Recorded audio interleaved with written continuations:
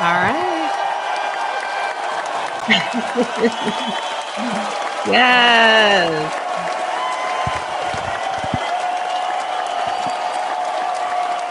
Yes. And that's how we do it over here in the palace. Welcome, everybody. Welcome, welcome, welcome. Mic check, 1, 2, 3. Let me know by hitting number 1 if you can hear me in the audience. We want to make sure we're good to go before we get this show started. Ladies, am I coming through okay? Yes, I hear you. Great. Good evening. Oh, all right. Off to a good start. Well, welcome, everybody. For those of you who are just tuning in. And if you're new to the channel, welcome. I am Queen Shiba. I cover a variety of hot topics specific to reality television. But most importantly, I hone in on the psychological and the behavioral traits of the Black experience. Thank you all for being here tonight. And a huge thank you to my moderators in the chat. You guys have always done your thing. I just want to show you a lot of love and let you know I appreciate you. And I also have to call out my palace members. Those of you who joined the channel, I appreciate your support. As you can see, we have a very well-rounded panel of beautiful, intelligent, and dynamic women.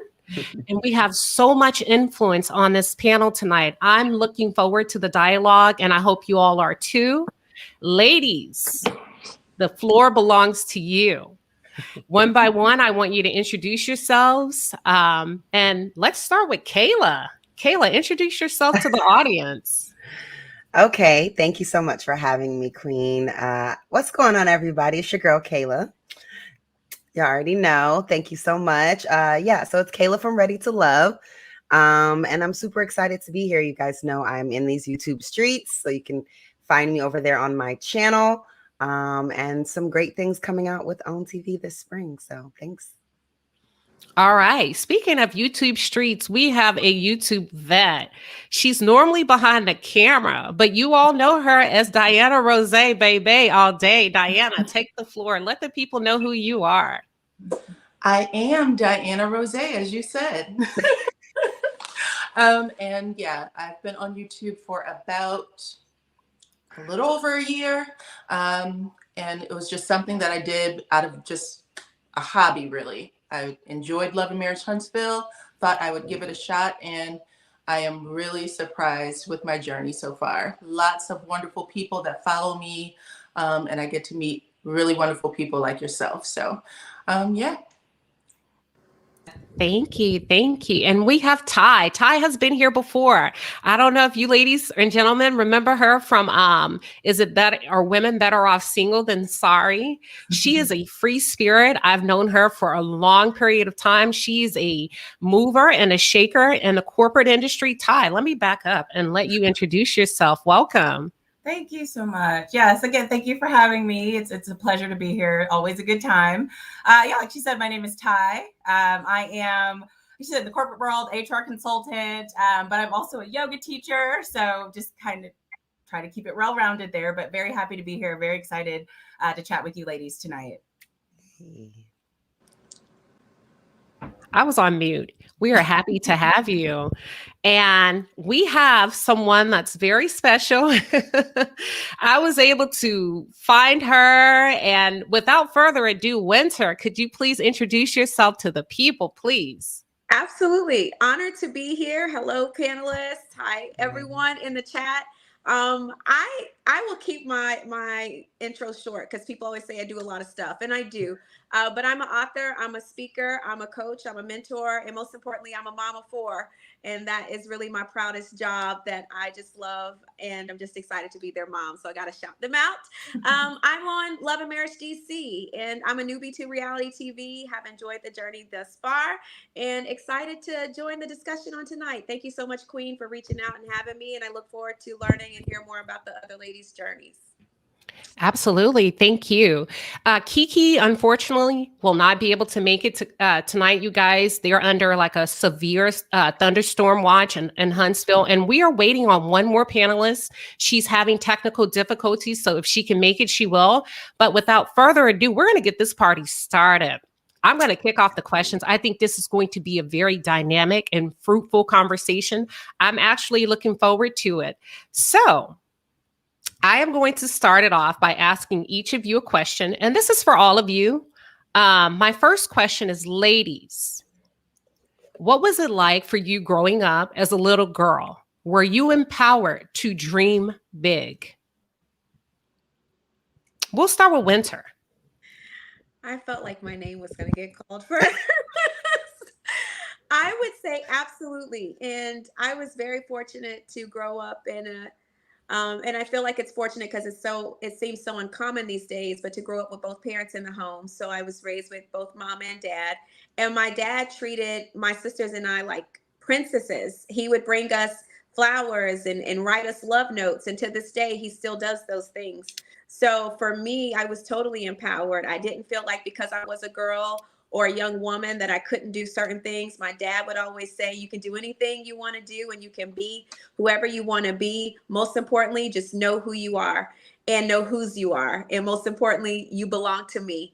And so that type of love and affirmation growing up as a young woman has shaped my identity as a woman today. And I know you guys, if you watch Love and Marriage DC, you saw me walk through a very difficult divorce. But one of the things I love to reiterate about that situation is that I didn't stay longer than I should have or could have, because I was raised by a father who taught me to value myself and respect myself. And so I'm never going to remain in a situation that no longer serves me and serves who I am and what I know I deserve. So yes, I totally was empowered to do so growing up.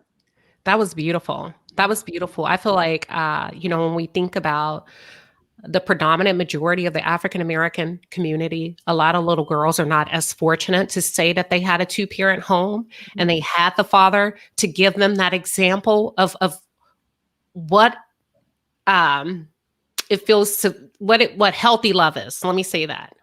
So kudos to you. And with that being said, I think I'll shift to Kayla. Kayla, were you empowered to dream big as a little girl? So I most certainly was empowered in certain aspects. So as you guys saw, I'm Ready to Love. I grew up with both my parents as well, even though they divorced and both remarried. I grew up heavily with both of my parents, and, there was like a split dynamic. So my mom definitely pushed me to dream big. You can do anything you want, etc. But my dad is a doctor and more so pushed for practicality. So there was always kind of that split in my household where, my dad wanted me to go for what was more practical, what was more, resource wise. And my mom was just kind of like, go for your passion, So I, grew up with kind of a little bit of both. But certainly always, it was encouraged, like whatever it is that you do, you're going to do amazing at it. Whatever it is that you choose, you have all the tools to do that. And what you don't have, like, what do you need? So I do think that overall, like, I'm very fortunate to have such an upbringing. My parents gave me everything they weren't able to have. So I'm very, very grateful for, both of them and what they embarked on me. And just the confidence that I got from having that, from always knowing like that they were there. And so having that safety net, I guess you could say, was always aids dreaming big, because, especially if you're in any type of art or any type of thing like that, like there are times where you need a support system. And so having that was very, very important for me. And I think what allowed me to propel into the dance industry and then become, professional dancer and tour and do all the things that I did. So I'm very grateful for them. So shout out to them. Shout out to Kayla's parents. I learned something new about you today. I didn't know your parents were divorced because they had such great chemistry on screen. Yeah. They're so cool. They're great friends. Yeah. When you had dinner with your connections, I would have never thought, right? So kudos to co-parenting, healthy separation, right? Because we don't see that often. So yeah. And before I move on, I just want to shout out to, how do you say it? Malevolent. How do you Malevolent elephant? Y'all got it. Elephant. For the $100 super chat. Thank you. And I see him every week. I need to practice it. I swear I'll have it right the next time I see you, Queen. Thank you so much. I've met him at one of the live shows. He's awesome. Yeah, so thank you. We appreciate that. Diana, growing up as a little girl, were Mhm. you empowered as a girl, African American girl, to go out there and dream big? So I actually grew up with a single mother. It was myself and my sister in a small town. So, you know, small town, small dreams, typically. But my mother had 5 brothers, 5 sisters, and our grandparents, and we always exceeded expectations. So people always were like, you guys are going to do something, you're going to be somebody, that kind of thing, but never, you know, leading us anywhere in particular. So we were just overachievers because we enjoyed, you know, having people, you know, fondle all over us and tell us that we're doing great and things like that. But it took us a little bit to figure out what our paths were going to be. And yeah, I ended up doing a lot of healthcare, and my sister ended up doing something else business wise. But at the end of the day, I do feel that we weren't told we couldn't. We were just told, people were just surprised or shocked that we could. I'll put it that way, if that makes sense. No, yeah, that makes a lot of sense. I feel like I had a similar upbringing, so I can most certainly relate to do what you can. You Do know what how they give you, yeah, they give you the best that they can. And then I will shift to Ty. As a little girl growing up, were you empowered to dream big? Yeah, I definitely was. You know, I grew up in a military family, so my dad was in the Air Force. So moving every 2 years without fail, which I feel like builds a lot of character and a lot. It takes a lot to be able to do that. So, but not only that, just in the household, my dad was a typical military man, very regimented, very disciplined. But thankfully, I had my mom who is kind of a free spirit, just like me. So, Yeah. yeah, so it was a great balance. And another thing, I was really empowered by my teachers. We spent time in Europe, and I don't know if the DoD program is just different. There's teachers that changed my life. Like they're a part of my life to this day. So I think definitely empowered at home and through several teachers in my life. Thank you. Beautiful, beautiful. And yes, you are a free spirit. I have a question specifically for you. I'm going to come back to that later based on your journey and your evolution. But ladies and gentlemen, we have Leticia Pearson in the building. Yes, from Love and Marriage DC. No, I'm sorry, Bell Collective. I'll get You it know what? right. I owe you dinner. That was a huge mistake from Bell Collective. Leticia, I'm going to pause just for a second before I ask you a question, just to allow you an opportunity to introduce yourself to the audience. Give them a little bit about who you are, any projects that you have coming down the pipeline, anything that you're working on that you want to highlight in this moment. The floor is yours. Oh, thank you so much. First, let me apologize for being late. We are filming right now, so scheduling is all over the place, so I apologize for my delay. But I am the Leticia Pearson. I am from Mississippi. I born and raised in Mississippi. I am a serial entrepreneur, a wife, a mother.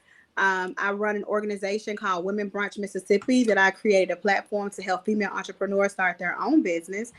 So that's doing great. It's more than just brunching, honey. We brunch in purpose. I have someone from the IRS, tax preparers, accountants, credit repair specialists. We partner with several banks in the area to help female entrepreneurs start their own business or to expand their business. I also run my enterprise, Leticia Pearson Enterprise, which houses several of my business endeavors, down from business consulting. I do one-on-one empowerment sessions with Leticia Pearson. I'm a bail bondsman. I'm also a real estate investor. So it's so much that I have going on, and I'm just here for it. I'm here for it. Anytime there's an opportunity for me to share the platform with other successful, beautiful Black women, I'm all for it.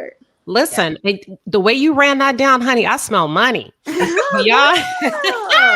Everything with a Yes. purpose, honey. I love it. I told you guys that we have a dynamic panel tonight. We have a lot of influence sitting here. So it's definitely my pleasure to have these ladies talk to you and share their journey. Leticia, growing up as a little girl, were you empowered to dream big?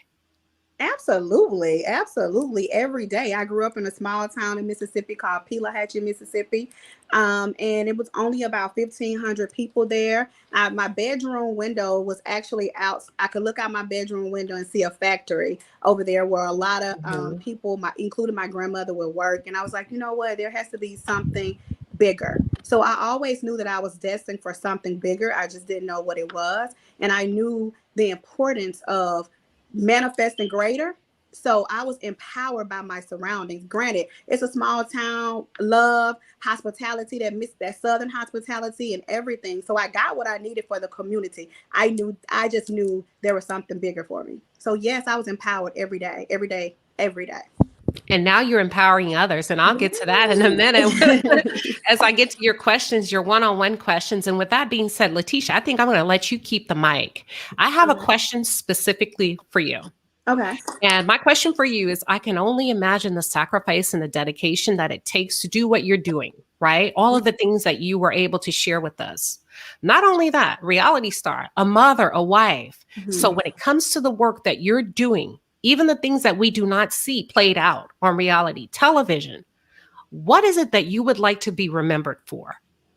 For me, I would like to be remembered as inspiration and hope, and bridging the gap for other women to not compete with each other, but to collaborate. I want little girls who are coming behind me to see, you know what, there's power in unity. There's power when women get together and really help one another, go to the next level. That's our purpose here, really. We're all made of energy, and our purpose is to collaborate and help other people become the better version of themselves. So to answer your question, my legacy that I want to leave here is change. My legacy that I want to leave here is inspiration and hope, and people that I've mentored and people that I've personally been in contact with, that they can pass that along to their kids and just break generational curses and help other women become the best version of themselves. That's what I want my son to say, who's 7 years old. What did your mama do? My mama changed the mentality of saying that women cannot support each other. My mama changed the mentality and showing people that they can manifest and create the life that they want. So that's my legacy. I'm smiling. I'm smiling from ear to ear like a proud parent. Yeah. Yes, Queen, you better. Yeah, absolutely. And I love it. My moderators are on it in the chat. They've dropped those links to the Women's Brunch, the National Women's Brunch on Instagram, as well as the link to Leticia's book. I also featured it in the opening timer, the opening countdown. So you can find that book on Amazon. And then also you can click that link in the chat to take a look at the National Women's Brunch. Okay. And with that being said, absolutely. With that being said, we're going to go to the next person. Looks like I have Diana. Diana, viewers have come to know you as the voice behind the camera. When it comes to your viewers, what is it that you would like them to know regarding the purpose that drives you to show up in the way that you do each and every day? Interesting. What drives me? Honestly, when COVID hit and we were all, had to shelter in place, I spent a lot of my time prior to that, like helping everyone else. Again, is that me? I'm so sorry. I think my fire alarm is kind of beeping. Don't worry about it. I told you my people in the chat, they're honest. Don't worry about it. But yeah, I've always spent a lot of time helping other people, like literally from morning till night, Monday through Sunday. I worked at a fertility clinic, and my phone was always on like call, seriously. And then after COVID, we were told to shelter in place, and I had time to just kind of wind down and figure out what I needed for me. I knew I couldn't continue with what I was doing. I was just like worn out on all ends. And I literally said, you know what, I'm going to just figure out what I want to do for me. Decided to do YouTube. It was something that I always wanted to do.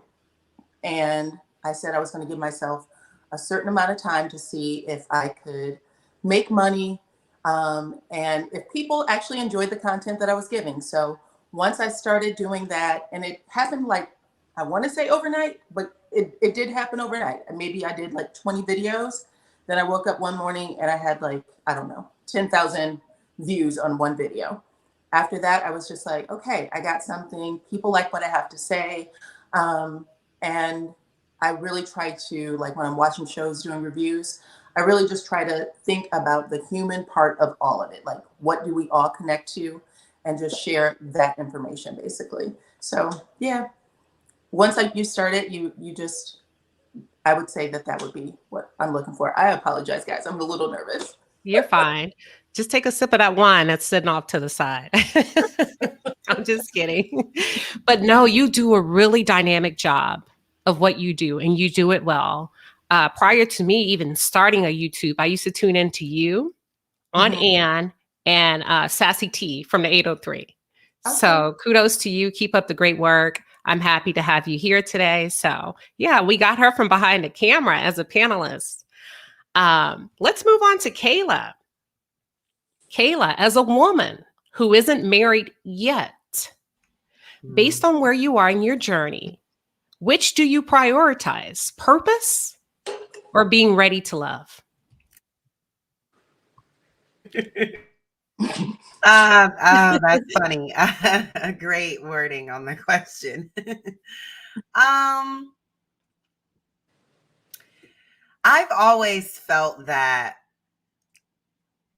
being a partner to a very healthy man is a part of my purpose.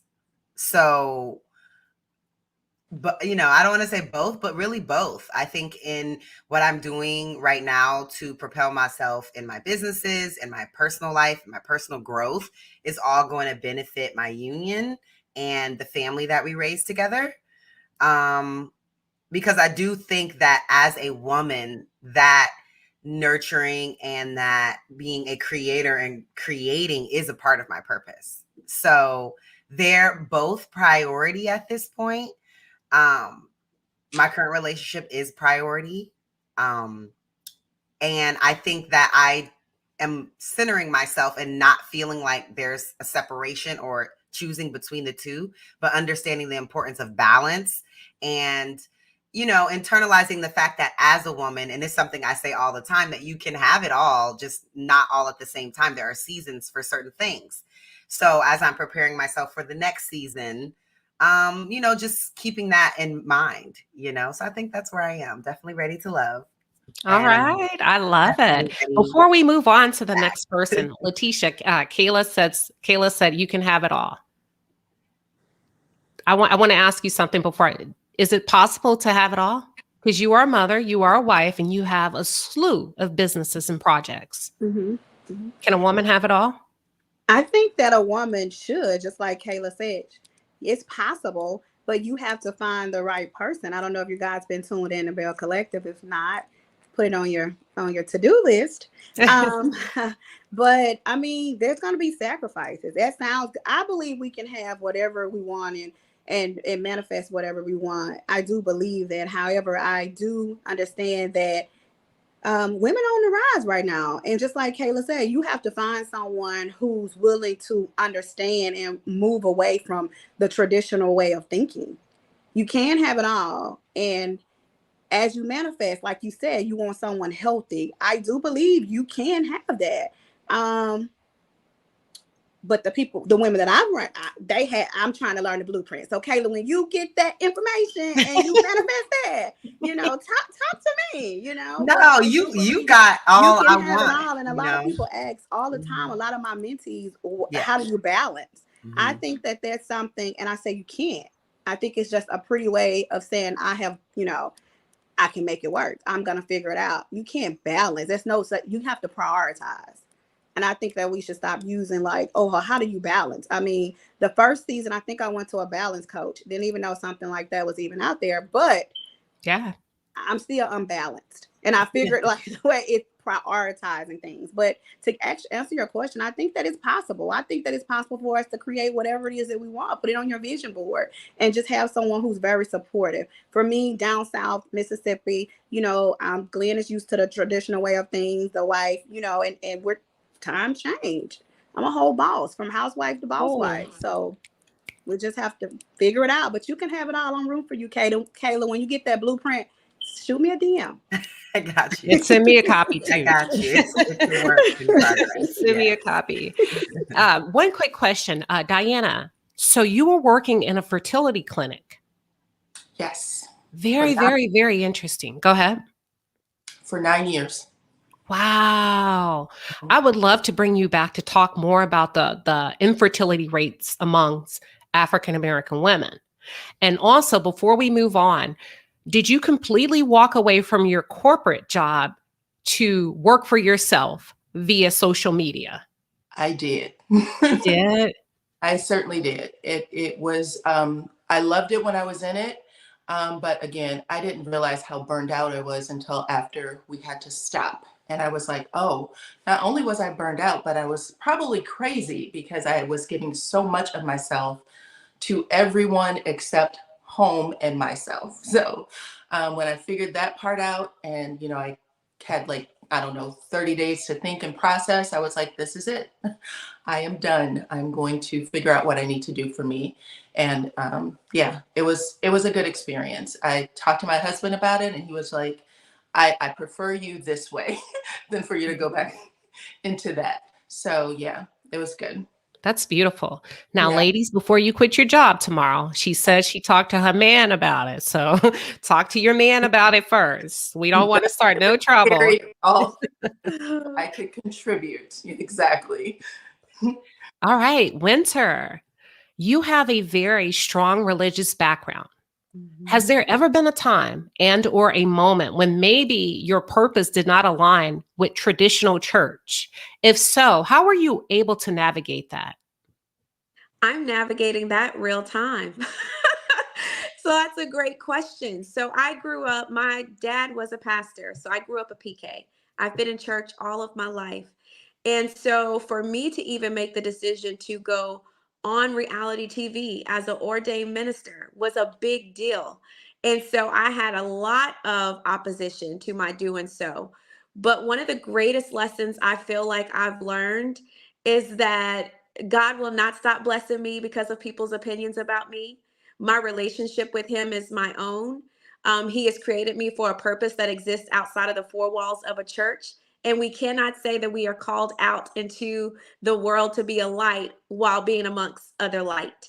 And so we can only be light amongst darkness. So to go out and actually experience people who may not look like me, think like me, believe like me, and still be able to be kind, still be able to be a witness, still be able to be a light, not compromise certain core belief systems, I believe is a testament to honestly the God I serve and the fact that He has created me, far more capable than I think I've ever realized, being largely contained within, the church traditional values. So I've been very fortunate. My family's been very supportive. My kids are very supportive. My friends are very supportive.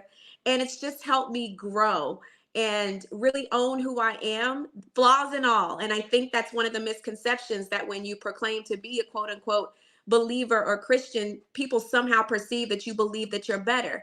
And I tell people all the time, we're not better. We're still human. We just believe different. And the belief drives our faith to get through the same things that everyone else goes through. And so it's made me stronger. It's made me more thick-skinned.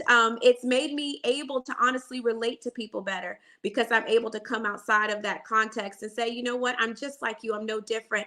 I just serve a great God who is gracious to me, kind towards me, merciful towards me. And it helps me to just be the best person that I can be and hopefully be an example to others. But it has been interesting to see the navigation because the church don't play, honey. You cannot step outside of their context and think that you just gonna hop right back in without some criticism. But I'm so grateful that God loves us regardless, y'all.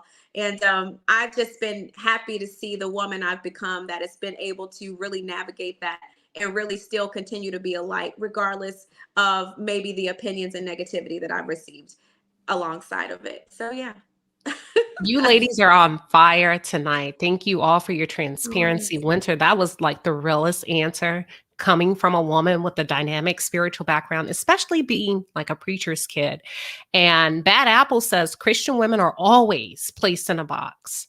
And I could see that. I remember watching Joyce Myers, and she talked about how when she felt like God called her to do more, her so-called Christian women friends backed away from her. because that wasn't a woman's place. So I can only imagine, the things that women have to go through based on your purpose, your skill set, the desires of your heart. So thank you so much for sharing that. Yeah, Absolutely. Can I just say one more thing? And I think too, absolutely. also going through a divorce, that's a big no-no. And I was going through a second divorce, not just one, but I was doing two. And people were like, wait a minute. And she's supposed to be a minister and a woman of God. And I'm like, to see God carry me through and still open up even greater doors. Those same people that were criticizing and talking about me are like, hey, can you come speak at our women's conference next year? Oh, So it's just wow. amazing how even the negativity still drives the purpose that God has for us. I say this often, that God can use it all. The good, the bad, the ugly, the ups, the downs, he uses all of it. God wastes absolutely nothing. And I believe that my life is a reflection of that. So I'm just grateful. You said one of my favorite phrases, flaws and all. And I think if we could all remember that, it's a great reminder that I'm okay exactly where I am on my journey. Before we transition to Ty, thank you, Yvette Khan, for the super chat. We appreciate it. We on Lock Nation, thank you, King, for the donation of $20. We thank you all. All right, Ty, I've followed your journey. I have followed you immensely, and I have been so inspired by your evolution as a free-spirited woman. Tell us more about how you have been able to give yourself permission to live on your own terms. You're on mute, honey. Sorry about that. I think it's something that's always been innately in me. I think I just kind of shoved it down. So like I said, growing up military, I was always the honor kid, the cheerleader, the president of whatever. Like I felt like I had to be in those boxes, and I enjoyed it. Don't get me wrong. Leadership is something that's also naturally who I am. But there was always a part of me that was just like, why do I have to conform to this? Like, why do we have to do the same? Why does everybody have to do the same thing? Why does everybody, it was always in the back of my mind, but I went along with it because that's what I was raised to do. Right. And I think it wasn't even until my 30s where I really was just kind of like, I don't want to do this. Like I was just following a pattern that's laid out for all of us, that you're just naturally supposed to follow this progression in your life. And it's like, I want to travel. I want to work on my own terms. If I want to go to Mexico for a month, I want to be able to do that. I just had to kind of decide that we all create our own reality. I hope everybody knows that, but, understanding that I'm in control. I'm the captain of my own fate. So, I think it wasn't until my 30s where it just really came out like, I don't feel like I'm living my life for myself. I feel like I'm living the life that everybody's just told they're supposed to live. And that did make a lot of changes happened after that. Like Winter kind of with, I divorced, and that's something my dad was just like, divorce? We don't do that. And, it was a big deal. But I was just like, this is no longer my path anymore. Like there's just so many things that it just wouldn't work. So anyway, but yeah, it was me finally listening to that inner voice that had been crying out for a long time. And I just shoved it down and was like, nope, this is what we're supposed to do. This is what I'm supposed to do. This is what everybody does. And it's changed my life. Like it's opened so many doors, and I have an invite to go to Bali next year. Like it's just, when you just stop listening to the outside voices and really listen to that inner voice within, because we all have it, I feel like that is when your world just expands and the blessings just pour in. You actually did go to Mexico for a month or for quite some time. I watched you every day by yourself. Yeah. And I was like, I need to go to Mexico, but I'm married and my husband's not going to let me. I need to go find myself. Can you just give us a little bit about that journey and why you went, what you discovered, and what you brought back? Yeah. I mean, my goal was actually, I wanted to be there longer than that, but with my consulting, some of my clients were just like, we're not comfortable with that. Like, we want to see your face. So then I had to kind of abandon the idea of being there for 6 months. But even in that month, I mean, being and on my own, being solo, knowing kind of knowing Spanish, but definitely not fluent. I really learned how strong I am. I learned stepping outside of your comfort zone you just really learned, wow, I can pretty much do anything I put my mind to. That's really how I felt. It was so empowering just to know, okay, I can be in this country by myself. Okay, I've got to figure this out. I've got to figure out, groceries. I've got to figure out, I want to do yoga while I'm here. Let me find a studio. Like just learning my routes and everything. It was empowering. I made friends while I was there. It was great meeting people from different countries and cultures. So I think it just empowered me even more and just kind of showed me that I can always trust myself. I think that's something I struggled with, especially in my 20s, not trusting myself, kind of insecurities, just not really. And I think it made that even stronger. And I feel 100% comfortable with myself. It really added to that a lot. I love it. I love it. And I kind of want to stay in this realm of questions that we have going on. I'm going to shift to Leticia. You ready, Leticia?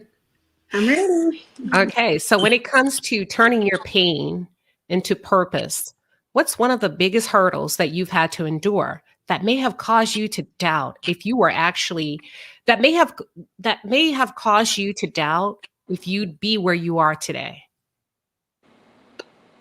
So you're asking what caused, if there was like a conflict between, I'm trying to understand the question. Let me rephrase that. So I'll break it down because I think I stacked that question. Okay, I'm trying like, wait, yeah, the first, okay. I kind of threw two in one. So what's one of the biggest hurdles that you've had to endure when it comes to turning your pain into purpose? One of the biggest things that I've had to endure, we've all ladies here, I see we have similar stories, although I haven't gone through the divorce process, but I've been with Glenn since I was 17 years old. We've been so there's 24 years now, right? So the pain of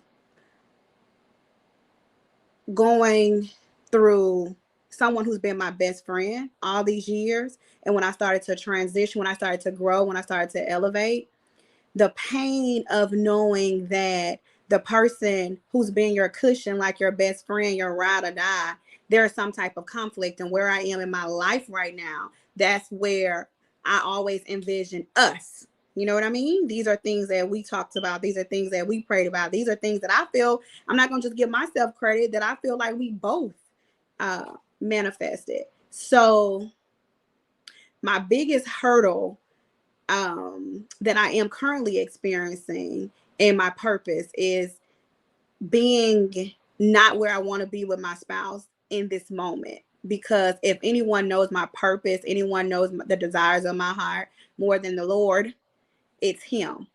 So that's where I am right now. If I have to say, that's my biggest pain. But on the flip side, I do understand my purpose. I understand that the enemy will use anybody. Sometimes it's closest to you. I'm sure Winter can, speak a little more on that, to get you off track. When you are destined for something greater, no stranger, no person on social media, they can say what they want to say. I'm like, what, really? But when the enemy uses someone that's so connected to you and so close to you, it hits different. So for me, my purpose, when I can see what's happening, I'm able to still move forward. Like, okay, God, I'm on the right track. Okay, I'm going to keep pushing forward. But it's hurtful because this is my best friend, and he can't experience, well, he can. It's just a little rocky right now, but I've had to keep going. And that's what we have to do. We have to overcome regardless. Somebody on the street, it wouldn't affect me that way. I would be like, oh, okay, I see you. Cool. Bye. But when it's somebody as close to me, it's been a struggle. But, I keep moving forward because I know it's bigger than me, him, and anybody else, I love it. That was so vulnerable. That was such a vulnerable moment. I thank you for just the honesty, the transparency. And I think you're right. We have to move forward, right? Even when we lose loved ones, as hard as it is, we have a grieving process. You have to keep moving. And I think what's meant to be will always work itself out. God never said weapons wouldn't form. He said they wouldn't. He said he never said that they wouldn't form. He said they wouldn't prosper. Correct. Does that make sense? Yeah, Yeah. absolutely. And with that being said, I'll pass the mic to you, Winter. What's one of the biggest hurdles that you've had to endure and or overcome? Absolutely. I would say it wasn't even this recent situation. I'm going to take it back a number of years because I believe that overcoming that hurdle set the stage for my ability to continue to be resilient and overcome hurdles. The biggest difficulty I ever walked through was being married to my college sweetheart and walking through infidelity and finding out that there were other children born outside of our union, and there were two. And so I had a son that was born in the middle of these two children. And so even once I had made a decision to try to work it out, 8 years after that, I filed for divorce and moved forward. But I was still very bitter, very angry, very hurt, very upset. I felt like I'd given up my youth for this man, and here I am having to start my life over. This is not what I had planned. I didn't get married to get divorced. Who does that, right? But I recall the year before I filed for divorce, I got really, really sick and was on my deathbed, hospitalized for 2 weeks. And my youngest daughter was still fairly young. So she would have been not quite 2 years old yet. So the doctor is telling me to make my final arrangements. My family's being called in. Church people are helping to basically feed our family while my husband is taking care of me. And so I remember my husband going home and I was in the room by myself and I was talking to God and I said, you know what? I said, is this really what my life is going to end like? Really? Like all of this hurt and pain is going to end like this? Like, really? That's what you put me on the earth for? And the only thing I could hear was forgive. And I'm like, forgive? Like, I didn't do nothing wrong. What do you mean, forgive? And so I told God, I made a promise. I said, God, if you actually just let me live, I promise you, I will forgive. Whatever that looks like, I will forgive. That day was the day that I feel like my healing began. And even though I ended up filing for divorce because another situation occurred, I walked away so freed and liberated because I had really forgiven. It also helped prep me for the journey of freeing my kids to be able to love two people that were half a part of them and them not feeling torn to choose between their loyalty to me and loving their blood. And so forgiving all parties, not just my ex-husband, but the people he cheated with and the moms to these children, so that now I'm able to allow for my kids to love freely. They're able to not flinch. They can talk to me about their half siblings. There's no drama. My ex and I co-parent beautifully. But that particular forgiveness journey almost took me out. And I share that because people don't realize how deadly bitterness can be.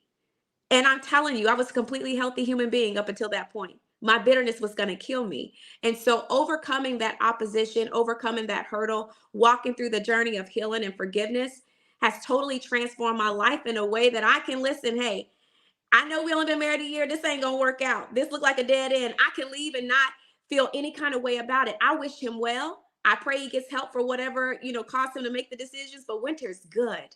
And it was because of that journey that I was able to move forward. I believe I'm a free woman in my mind today and a free woman in my spirit because of that particular situation. It's not typical, but I am so grateful for it. It has made me the woman I am and a woman I can be proud of. Each and every day I look in the mirror at myself and say, girl, you done been through a lot, but you's an overcomer. Yes.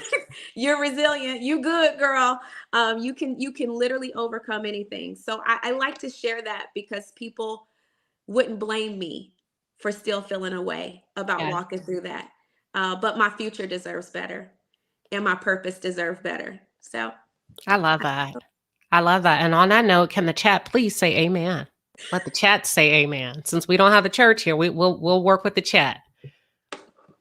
Diana. I always call you Dana in my head. Diana, when it comes to the biggest obstacle, the biggest hurdle that you've had to endure as a woman, what comes to mind for you? My biggest hurdle actually was losing my mother. And she was only 53.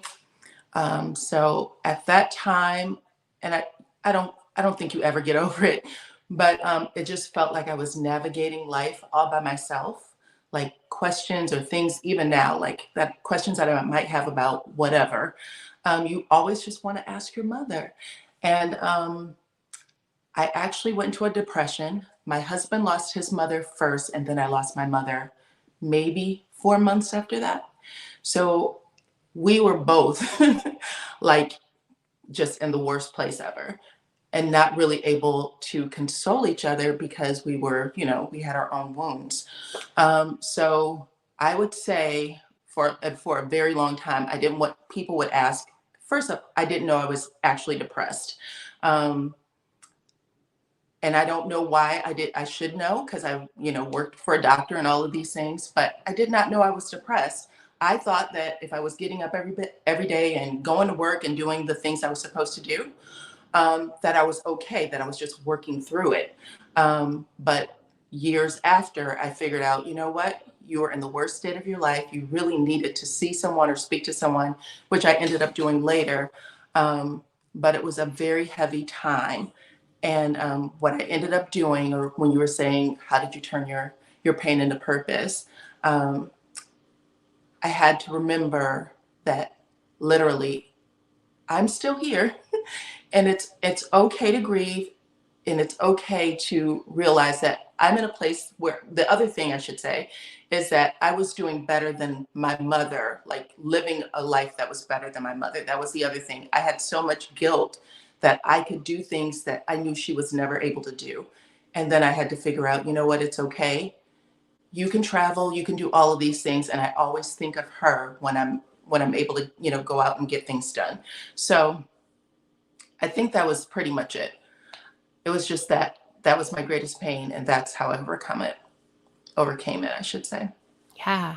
And I think we have people that are in the chat that can absolutely relate to that. Micah Bird says, "Oh wow. Oh wow, my exact same situation, Diana. Prayers to you, beautiful." Absolutely. And we're surrounding you with love, sister. So you are not alone. You are not alone at all. So thank you for that beautiful testament of just pushing through probably one of the hardest obstacles any of us could face, losing a parent. Yeah, Yeah. it was pretty tough. Yeah. Thank you. Kayla, what comes to mind for you when you think of the biggest hurdle that you've had to face as a woman? I was actually mulling over this a little bit because, you know, I'm a young woman and, you know, I've only experienced so much so far. And I think majority of my pains and things I've overcome is when I was when I was a girl, when I was a young girl. I think, you know, as I've become a young woman, the things I've had to overcome, you know, failed engagement, you know, being from the South, not being married by a certain time frame. I also grew up in the church. Shout out to New Birth from Atlanta. So, you know, just those things, those were never like hurdles to me. You know, I was always just kind of like, things are changing, like move along, people, you know. So I think more of the pain, like actual like really hardship that I went through was probably, you know, as a young girl, you know, my parents divorcing, that being a way bigger thing, you know, back then than now. And then, you know, not marrying my college sweetheart, which is how I foresaw my life. So that probably was the difference in like how I foresaw my life as a young girl, and then getting to probably like 25 and being like, this looks absolutely nothing like I planned it to look. Like, this is not what I expected. You know, holidays, I have to split time. You know, I have to, you know, between two houses, and then not, you know, I don't know. I just had different expectations. So I think more so a hurdle would be moving forward as a woman and deciding like what I wanted for myself and what I wanted to look like, and not relying on previous expectations or cultural expectations, just things that, you know, family expectations, and navigating my own future, what I wanted, what I think is right for me, what feels right to me. And so I think I'm even still working through that, and even like watching myself back on Ready to Love, like, this is not what I expected. So I think I'm currently navigating through that transition from young adulthood to like grown woman place where I am taking hold of it and making it what I want it to be, versus submitting to so many different expectations and things around me.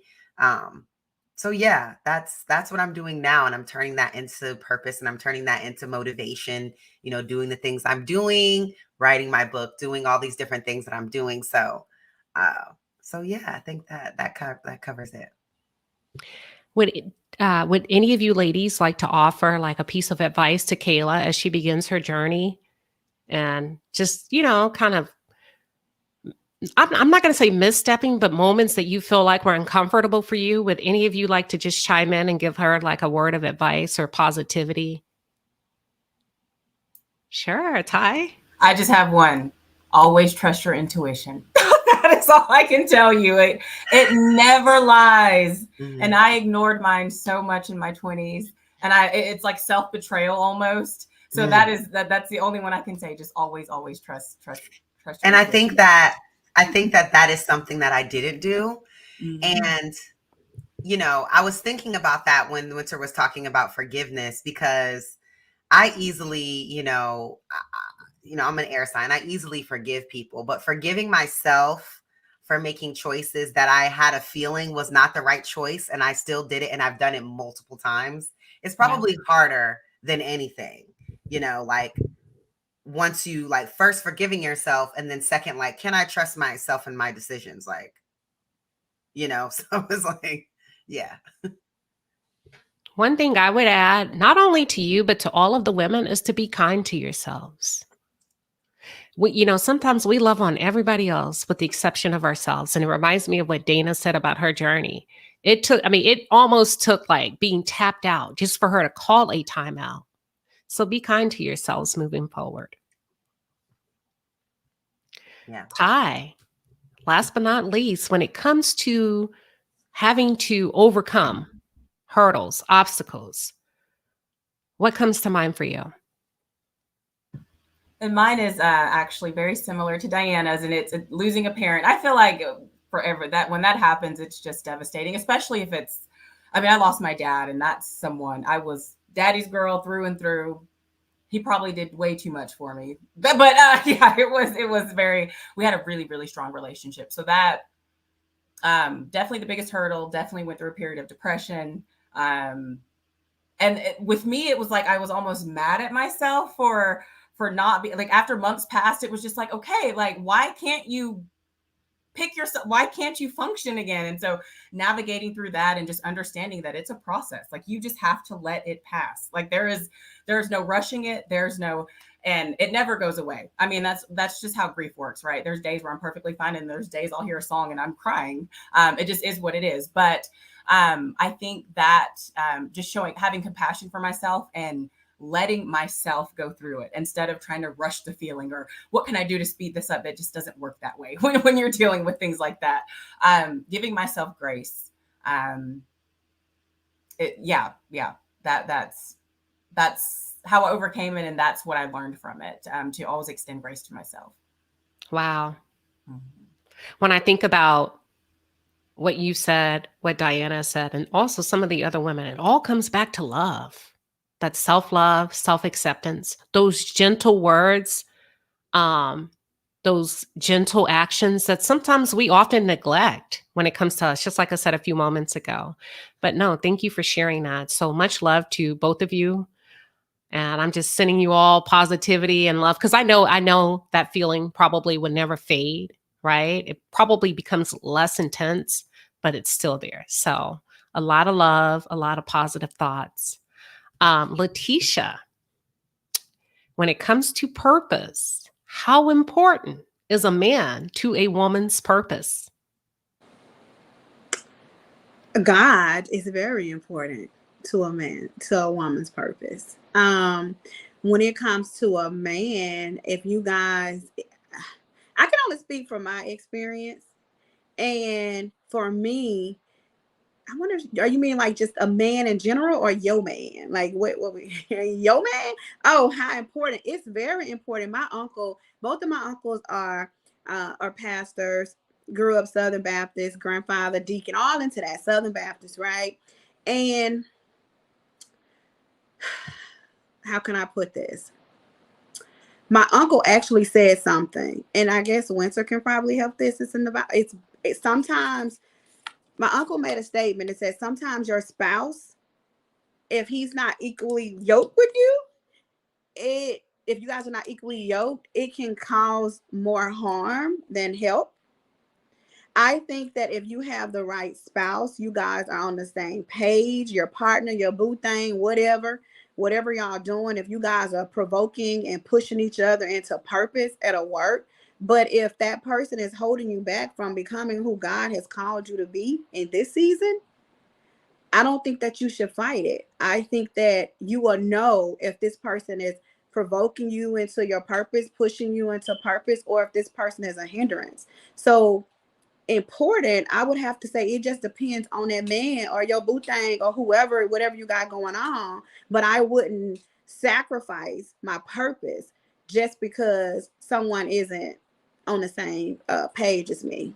You know, not to sound mean, and I know you guys spoke really wonderful, a lot of you, you know, significant others and stuff like this. I'm only speaking through my experience. You know what I mean? So that's just what it is. It's important if you have the right person. And you guys, I believe in power couples. I believe in Black goals. I believe in Black love. I believe in love in general. As someone said, the greatest gift of all is love. I tell people that all the time in all things, because if I genuinely love you, I'm going to keep the commandments. If I genuinely love you, you know, I'm not going to hurt you, harm you, or anything like that. I believe in love, but I also believe that we were all created to do something great. We were all created with a purpose inside of us. And if someone, whether it's your boyfriend, your boo thing, your sleeping link, whatever they call it, your mama, your daddy, I think that they have to step aside and you have to continue to move in your purpose. What is important is your purpose, not your man. Can we all have a moment of silence? I'm a realist. I mean, it is what it is. They're not gonna like that one. As a matter of fact, hold on. Girl, my uncle's gonna call me, and if I hope they not listening, and thus said the Lord me. But you know what? It is what it is. I think we got a traffic jam, y'all.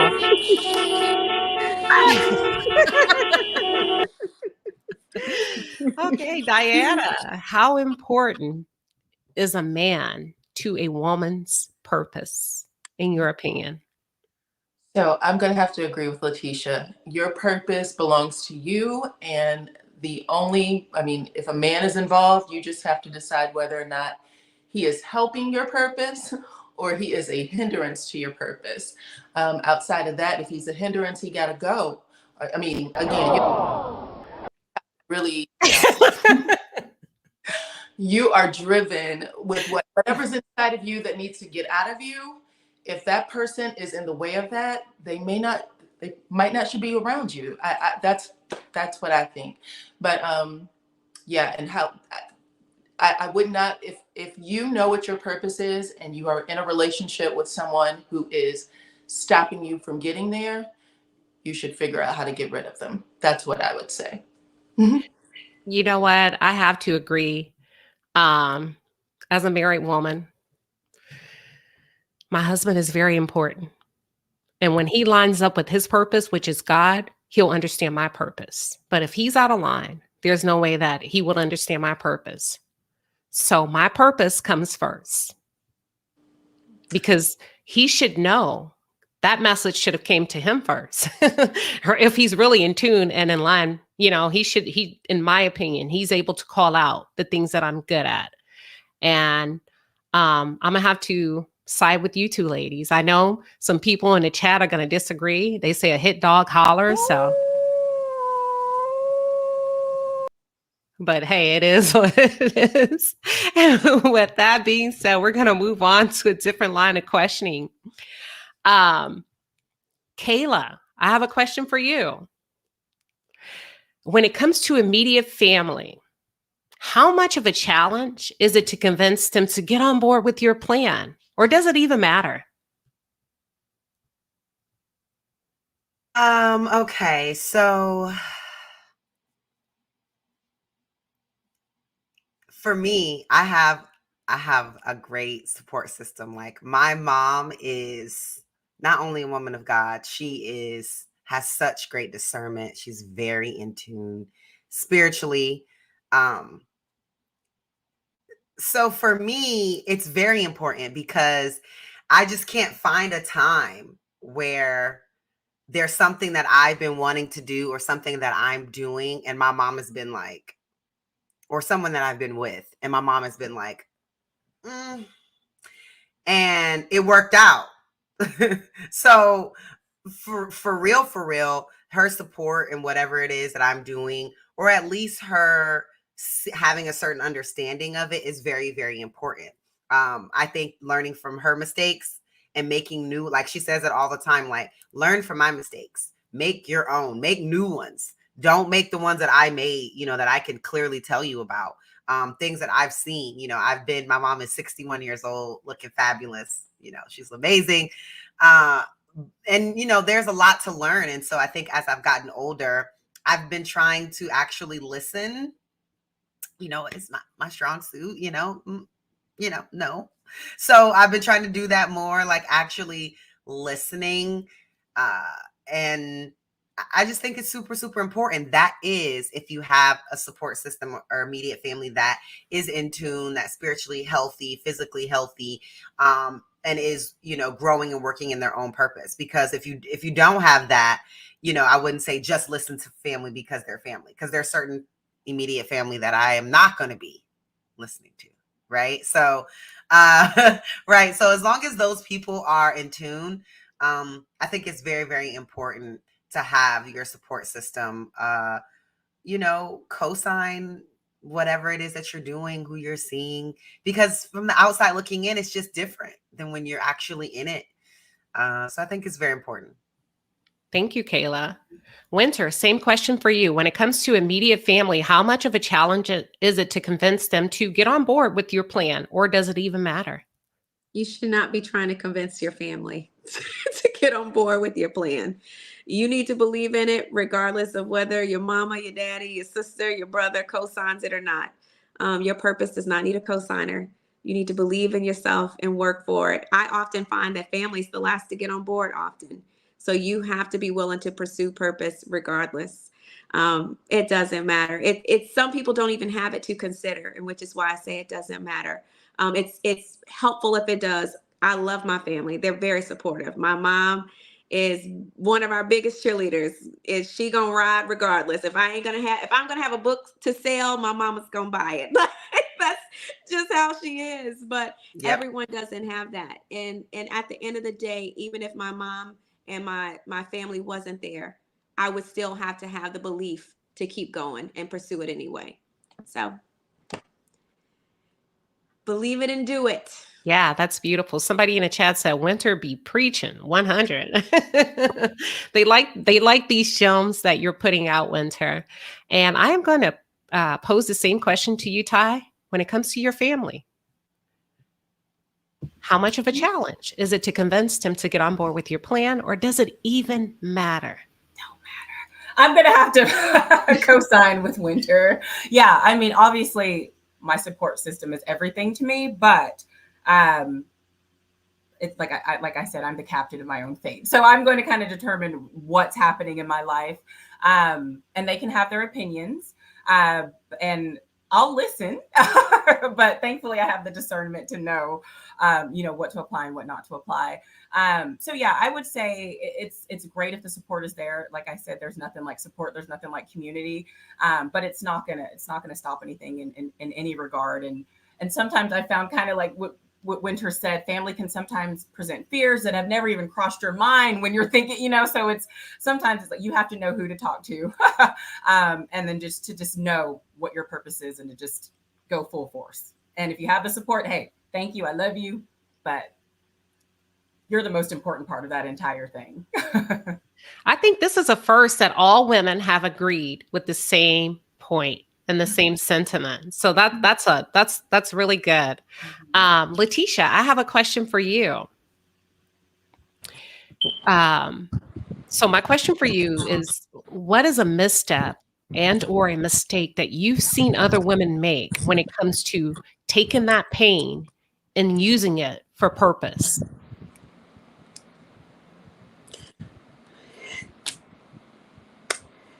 I deal with a lot of women daily, every day, all day long, whether it's through the one-on-ones, whether it's through helping them start a business, whatever. My network, I see so many, so different women through counseling. One thing that I would have to say is sometimes we're driven by the wrong reasons. I know a lot of people, I've heard a lot of women, a lot of ladies say, I'm about to make my haters mad. I'm about to step on their neck.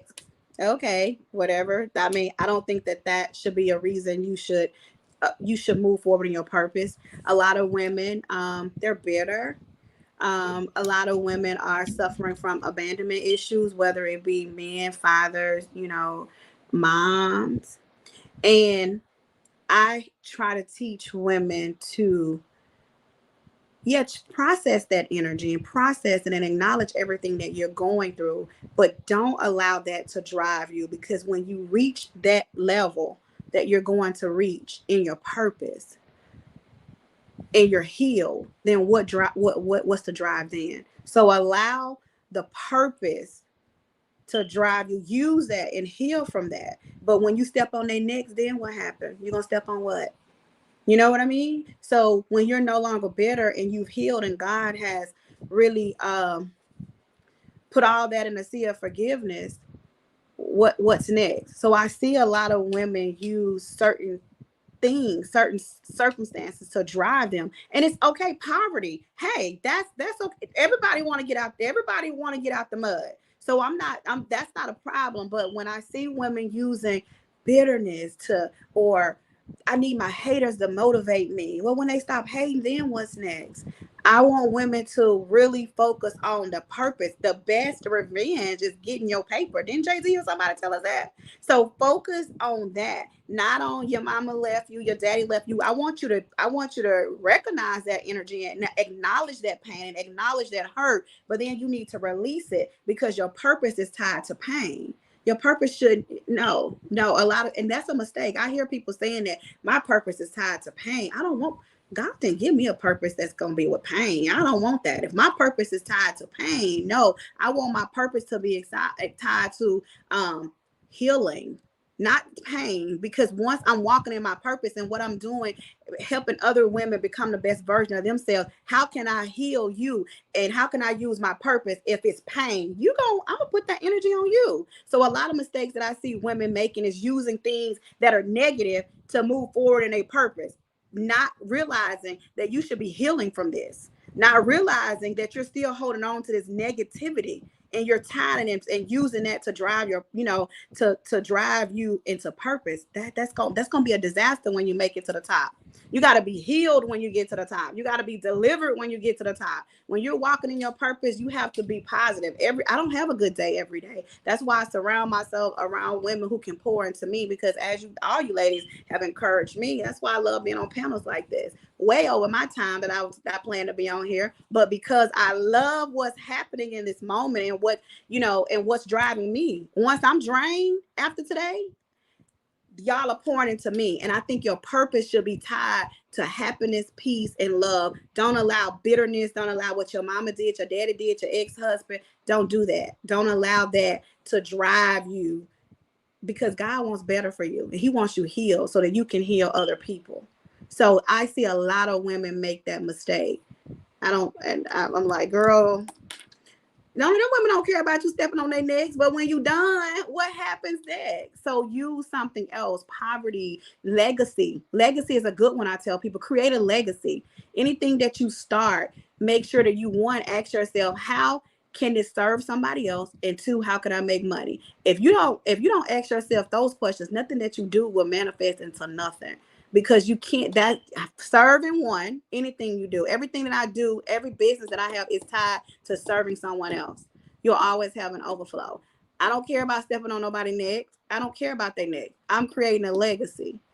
Yes, I was upset. Like Winter or someone said, I was bitter. I was mad. I went through infidelity. I put my entire life on national television, bitter. But I know my purpose. That bitterness can't be tied into my purpose, because how can I heal other women if I'm speaking from bitterness? If I'm speaking from hurt? If I'm an unhealed woman trying to pour into somebody else? I can't do that. And when you serve other people, you have to sacrifice your own feelings. So that's what I just teach, try to teach women. So that was great. What I will say to kind of piggyback off of that is I believe that your service is your healing. Mm-hmm. Like serving others heals you. Mm-hmm. You know what I'm saying? A lot of the time, sometimes on like YouTube and things like that, and I'm saying things like the things that I'm saying, the advice I'm giving, I'm talking to me too. I'm not just talking to you. I'm talking to me too. You know what I'm saying? And so even doing that and putting yourself in that position is a part of the healing. Mm-hmm. And I think I've always seen that in times that I'm like kind of going through things or something like that. I find a way to be of service to someone else. And I think that if you see it that way, it's a little different, or at least that's just my opinion.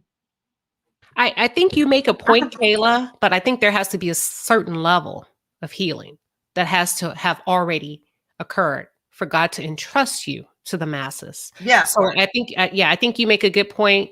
But I think we can all witness, there's a lot of people that have platforms, that have visibility, and you can see the hurt and the pain and all of that oozing through the screen, oozing from the microphone. And you're like, "Ooh, who hurt you?" You know, the coin phrase, "Who hurt you?" Because we can spot that trauma that's still lingering like an odor, if that makes any sense. And also too, even with empowerment, going back to what Kayla said, how can you empower someone and you've never gone through anything? So that's all tied to everything. But I can't get on here, as Miss Host just said, I can't get on here and say that I'm healed, and you come to me, Kayla, and say, I'm looking for a man, or I'm looking for this. And I'm like, girl, leave that man on the side of, how can I help you? How can I, if there has to be, like Miss Host said, a level of healing. So every time I empower to someone, if I didn't get it out the mud, if I wasn't a savage, if I didn't come from nothing, if I didn't live off a negative once before in my bank account, if I didn't experience all these things, how can I empower somebody else? So that is true.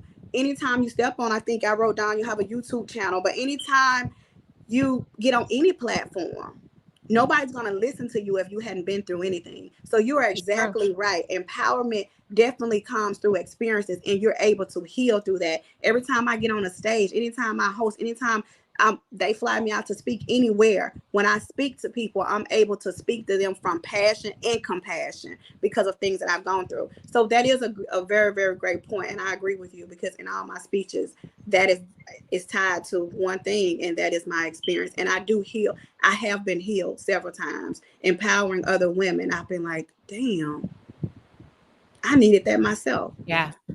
So that is true. That was good. Diana, I'm going to switch the tone a little bit. I have a question for you, and then I'm going to move to Winter. So when we consider the world that we live in today, we've become almost solely focused on we've become almost solely purpose on living a profit-driven life opposed to a purpose-driven life. Should we expect purpose to produce a profit, in your opinion? Should we expect purpose to produce a profit? I mean, it can. If you are doing what you love, you should hopefully be able to make a profit. People are attracted to people that are happy, who look like they are living their purpose, and they are willing to give you things, pay for things, because they want what they think you have. They want that peace, or whatever that is attractive. They would like to have that for themselves. So often I would say purpose does give a profit. Once people think, honestly, once people see you and they say, hey, she looks like someone who's living the life that she wants to live. How can I do that too? I'd be willing to pay for it. Yeah, absolutely. Absolutely. That's good. That's good stuff. I agree. If you can naturally and organically. Winter, I'm going to save you for last, if that's okay. Really quick. Ty, should purpose produce a profit?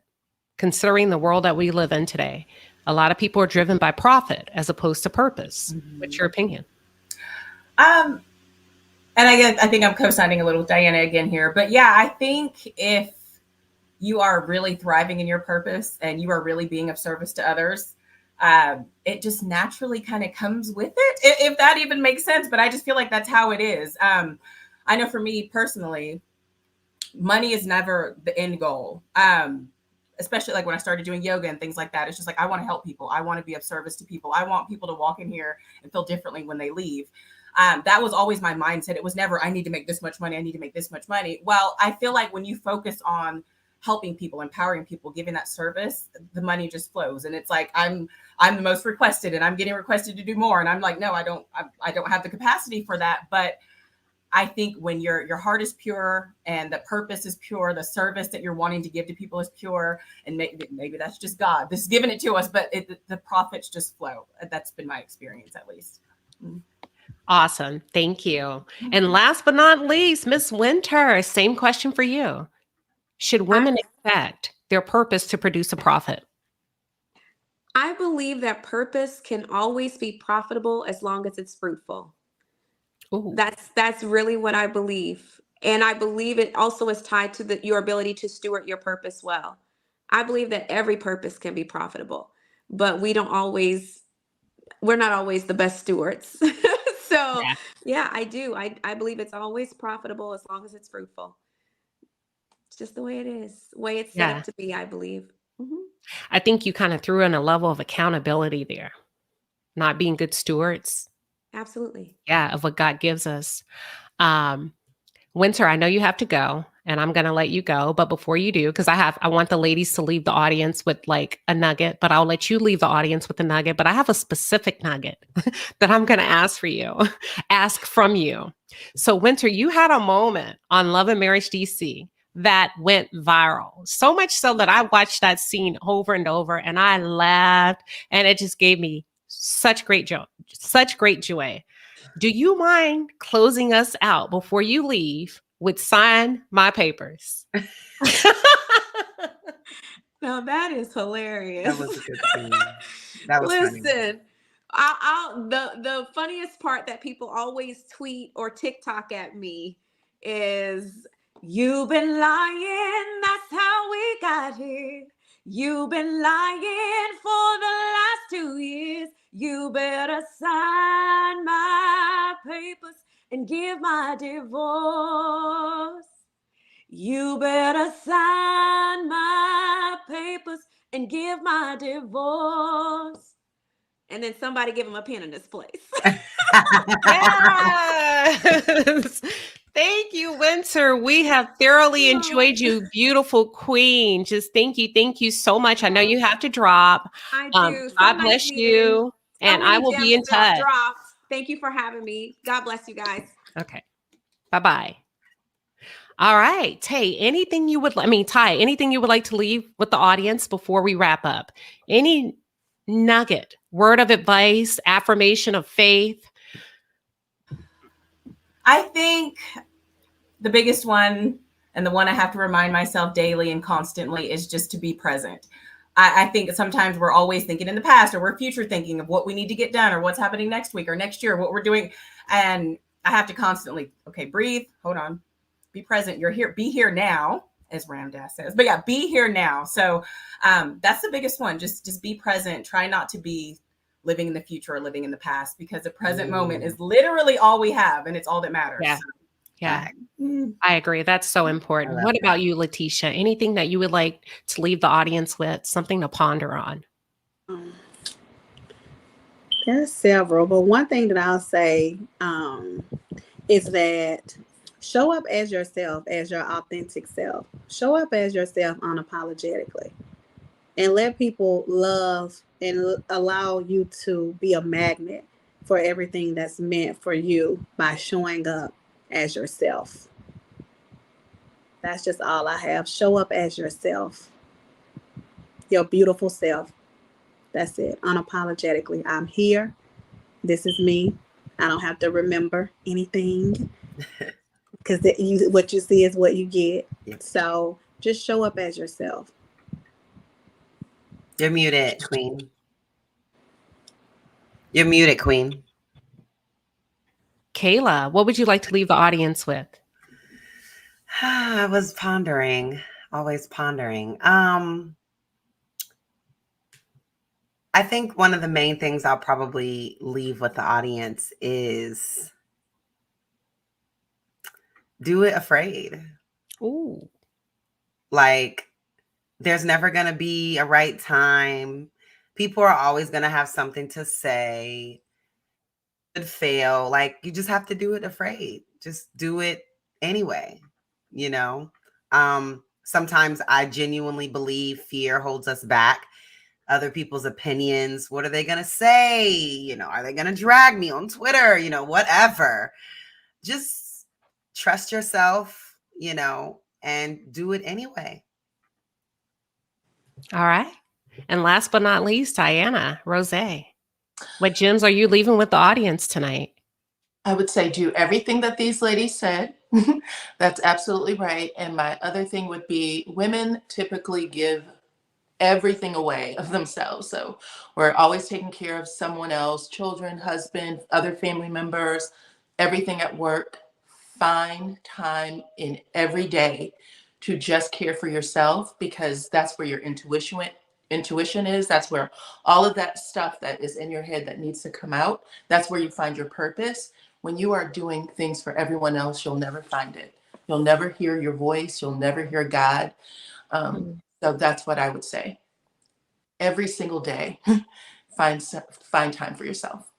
I love it. Renew yourself in the spirit every single day, because each day has its own problems, its own challenges. And with that being said, you ladies have blessed me tremendously. I would like to thank you all for being a guest here in the Palace. I hope the audience have enjoyed it as much as I have. Thank you all for tuning in.